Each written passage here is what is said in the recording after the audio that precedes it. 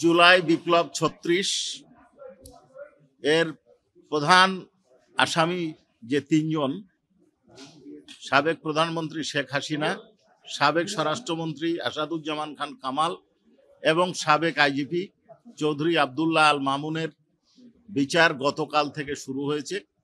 Opening statement দিয়েছেন রাষ্ট্রের প্রধান আইন কর্মকর্তা অ্যাটর্নি জেনারেল সাহেব এবং লার্নেড চিফ প্রসিকিউটর। এরপরে প্রসিকিউশন পক্ষ থেকে গতকাল এই আন্দোলনের একজন অন্যতম ভিকটিম খোকন চন্দ্র বর্মনের জবানবন্দি নেওয়া হয়েছে। আজকে আরও দুইজন ভিকটিম, ইমরান, আবদুল্লাহ আল ইমরান এবং পারভিন, এই তিনজনের এই 2 দিনে জবানবন্দি নেওয়া হয়েছে। ডিফেন্সের পক্ষ থেকে তাদেরকে জেরা করা হয়েছে। ভিকটিমরা তাদের কিভাবে আহত হয়েছে, কারা এর জন্য দায়ী, তারা কাদেরকে দায়ী মনে করেন, কিভাবে ঘটনা ঘটেছে তার পূর্ণ বর্ণনা ট্রাইব্যুনালে দিয়েছেন। আসামি পক্ষ থেকে তাদেরকে জেরা করা হয়েছে এবং তাদের বক্তব্য উপস্থাপন করছে। পরবর্তী ধার্য তারিখ 6 এবং 7 তারিখ আছে।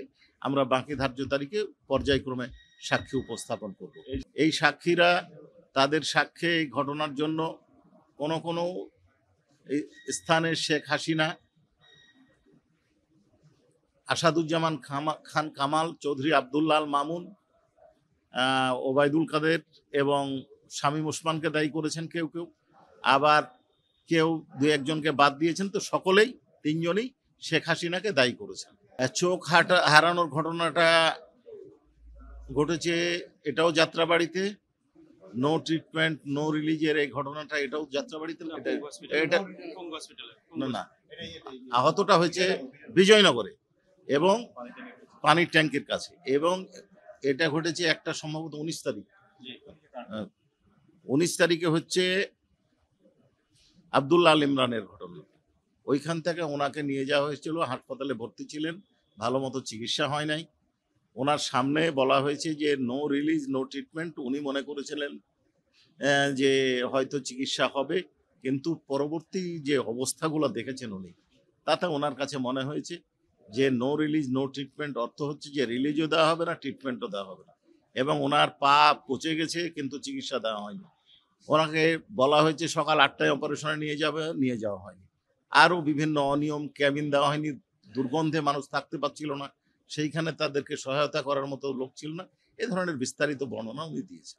পারভিন কিভাবে একজন মুমূর্ষ রোগীকে, মুমূর্ষ আহত ব্যক্তিকে বাঁচানোর অবস্থায় উনি তাকে উদ্ধার করতে গেছিলেন, তাকে কিভাবে হত্যা করা হয়েছে, তার চোখে কিভাবে গুলি করা হয়েছে তার বর্ণনা দিয়েছে। তার চিকিৎসা করা হয়নি, 5 তারিখের আগে ভালো হবে সেটার বর্ণনা দিয়েছেন। 5 তারিখের পরে তার চিকিৎসা ভালো হয়েছে সেটা বলেছেন। উনি এই ঘটনার জন্য যারা দায়ী তাদের নাম বলেছেন, একজনের নাম বলেছেন এবং তার বিচার চেয়েছেন।